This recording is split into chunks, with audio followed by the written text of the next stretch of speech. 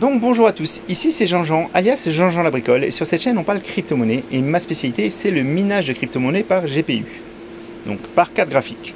Donc oui, j'ai un certain nombre de cartes, oui, il y a pas mal de temps que je suis dans le monde de la crypto et dans le monde du minage. Et aujourd'hui, je voulais vous réactualiser un petit peu mon avis, mon opinion vis-à-vis du mining en août 2022. Est-ce qu'il est trop tard pour se lancer dans le minage? Alors, moi, j'ai pas de certitude. La seule certitude que j'ai, c'est qu'il fait très très chaud en région parisienne. Je vous montre, il fait 34 degrés dans mon bureau. Mais mes rigs sont tous en train de tourner. J'ai pas de problématique particulière. On va vraiment aborder ça tout de suite. Alors, ce que je voulais vous dire, déjà, c'est qu'effectivement, les perspectives, quand on les regarde un peu devant nous, elles ne sont pas forcément très réjouissantes. On a des incertitudes liées à tout ce qui se passe en Ukraine, le prix de l'électricité du coup, parce que c'est vraiment le nerf de la guerre pour nous les mineurs. La législation qui a tendance à changer, mais on ne sait pas dans quelle direction exactement. On a des propos assez contradictoires, mais ce n'est pas commun à la France. C'est vraiment dans le monde entier. Les différents États ne savent pas vraiment comment faire avec les crypto-monnaies, s'il faut les chasser, s'il faut les légitimer. Et tout ça, ça joue forcément. Ça joue sur le moral aussi des investisseurs. On a aussi cette perspective The Merge, donc l'Ethereum qui est censé, je dis bien censé, passer de Proof of Work à Proof of Stake le 19 septembre. Donc il ne sera absolument plus possible d'en miner de l'Ether. Voilà. Et moi j'ai tendance à dire que ce n'est pas Proof of Stake, mais c'est plutôt Proof of Wealth, POW, donc on reste avec le même acronyme, parce qu'en fait, pour pouvoir participer au réseau Ethereum par la suite, il faudra que vous possédiez 32 Ethereum, ce qui est tout sauf un petit investissement. Voilà. Donc, c'est difficile de se projeter, parce qu'en fait, on manque de visibilité. Il y a eu un moment en 2020 et 2021, on avait beaucoup plus de visibilité. Alors, c'était pas parfait pour autant, parce qu'en fait, les cartes graphiques étaient hors de prix. Je vous rappelle, moi, j'ai été chercher, je me suis équipé à l'époque, parce que je n'arrivais pas à trouver autre chose. Je me suis équipé de 3090 de chez Nvidia. Et ces cartes-là, je les ai payées, j'en ai acheté une, et je l'ai payée 2200 €. Et à l'époque, en plus, j'ai trouvé que j'avais fait une bonne affaire. Donc j'ai fait une bonne affaire en payant cette carte 2200 €, et regardez à combien elle est en ce moment, 1449 €. Donc le monde n'était pas parfait, mais effectivement, les investisseurs ont besoin de visibilité pour pouvoir se projeter, et en ce moment, c'est beaucoup plus complexe. Voilà. À l'époque, les cartes étaient introuvables, et si vous faites le rapport, ma 3090, elle me sortait à 17,6 € du méga H. Aujourd'hui, si vous allez sur le marché de l'occasion, vous pouvez trouver des cartes qui sont environ à 8 € du méga H. Voilà. Je ne pense pas qu'on soit arrivé au plus bas, parce que je vous rappelle, pour ceux qui ont connu 2017, etc., on a eu moi j'ai acheté des RX 5700 XT à 350 € pièce. Donc c'est des cartes qui donnent 56 méga H environ par carte. Donc ça fait du 6 € du méga H. Donc je pense qu'en fait, on n'est vraiment pas arrivé encore au bottom. Et mes RX 570 et 580, vous pouvez voir là, en fait, c'est des cartes que j'ai payées 100 € pièce. Donc ça fait du 3 € du méga H. Voilà. Même si celles-là, elles sont en 4 mégas. Donc, en ce moment, vouloir investir dans le minage, c'est vraiment un pari sur l'avenir. Mais je vous rappelle aussi, parce que il faut vous dire, le minage, c'est pas exclusif. Vous pouvez très bien rentrer dans les cryptos de différentes manières. Vous pouvez rentrer en essayant de vous mettre au trading, accumuler des coins en DCA, faire des jeux de move to earn ou play to earn. Vous pouvez faire du farming, vous pouvez faire du staking, des masternodes, ou vous pouvez combiner l'ensemble de ces différentes choses. C'est absolument pas exclusif. Et je pense qu'en fait, il y a des gens qui disent le minage, c'est un peu la base, et après, ça vous permet de découvrir le reste. Mais il n'y a pas de bonne solution pour entrer dans les cryptos. Il y a beaucoup de possibilités. Il y a des gens qui ont découvert les cryptos avec Stephen, par exemple. Et voilà. Et c'est un monde qui va très très vite. Donc il y a des choses, moi vous m'auriez dit il y a 3 mois Celsius va disparaître, ou l'USDT et le Luna vont disparaître. Je vous aurais dit non mais c'est pas possible. c'est incroyable. Donc on est vraiment dans le Far West, c'est une expression que j'aime bien dire hein, et que j'aime bien répéter à qui veut l'entendre. On est vraiment dans le Far West et rien n'est écrit, rien n'est gravé dans la pierre. Voilà. Moi, ce que je pense, c'est que si vous voulez vous lancer dans le mining, il faut vous lancer le mining pour les bonnes raisons. Si vous cherchez à faire des profits rapides, si vous cherchez à avoir des revenus pérennes, c'est pas pour vous, clairement. C'est pas une bonne idée, hein, parce qu'il y aura des façons beaucoup plus simples pour vous d'obtenir ça. Et surtout, les revenus du mining, ils sont très variables en fonction de votre électricité et en fonction de comment vont évoluer les cryptos. Hein. Si vous êtes allergique à la bidouille, si vous manquez de place chez vous, ou vous n'avez pas d'aération possible, ou aussi si vous n'avez pas d'argent à investir, n'allez pas prendre de crédit pour vous équiper en matériel de minage. Hein. Moi, je ne suis pas là pour vous vendre du rêve, pour vous faire miroiter de la richesse facile. C'est pas facile.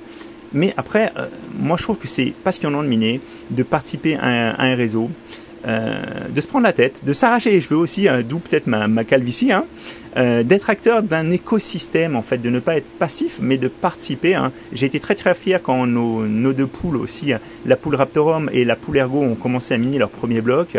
C'est vraiment génial de l'avoir fait avec vous. Hein.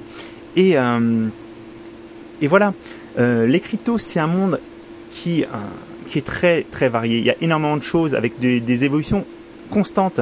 C'est impossible de tout vous couvrir. Moi, je ne peux pas tout vous couvrir de toute façon, tous les domaines. Je ne suis pas spécialiste dans les différents wallets, dans les différentes choses. Et je suis aussi quelqu'un qui fait des erreurs, hein, clairement. Je ne suis absolument pas parfait. Hein. Donc, c'est tout sauf un long fleuve tranquille. Mais c'est passionnant.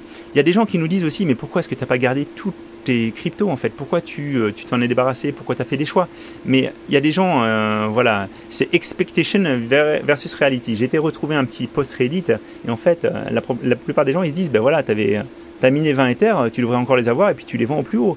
Mais non, en fait, c'est ça la réalité. La réalité du holder, c'est il y a des moments où les cryptos descendent, il y a des moments où on se dit, j'aurais dû vendre, il y a des moments où on se dit, j'ai bien fait de garder. C'est tout sauf un long fleuve tranquille. Et moi j'essaie de vous dire aussi, ne vous focalisez pas sur la rentabilité à un instant T. Hein.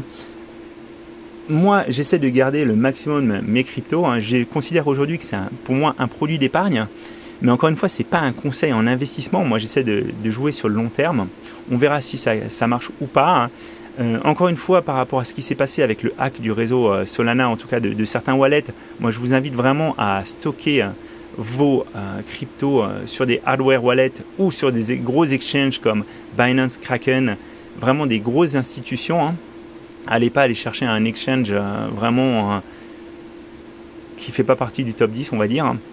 Et ce que vous voyez aujourd'hui, la profitabilité, oui, effectivement, aujourd'hui, ça rapporte pas grand-chose. Là, je vous ai mis, si j'ai un rig de 6, 30, 70 LHR, hein, avec un électricité à 0,19 $ du kilowatt, ça fait qu'en fait, mon rig, il me rapporte environ 5 $ par jour. Mais c'est effectivement, si je vends aujourd'hui mes Ethers, et encore une fois, on n'est pas au bout de nos surprises.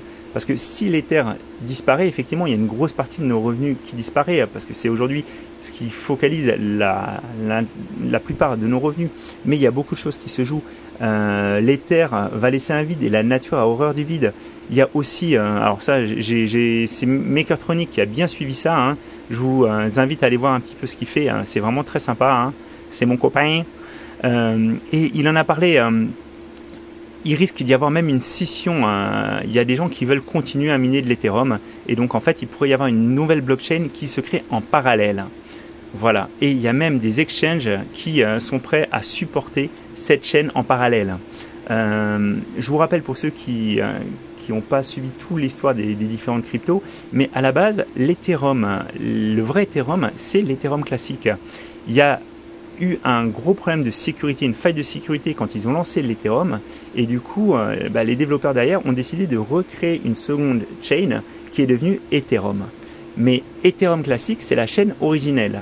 Elle a été patchée entre temps, bien sûr, il y a des développeurs qui s'y sont intéressés, mais on n'est pas à l'abri de nouveaux forks sur des cryptos, même sur des grosses cryptos comme l'Ethereum. Donc tout n'est pas joué. C'est à vous de vous faire un petit peu une idée de qu'est-ce qui peut se passer.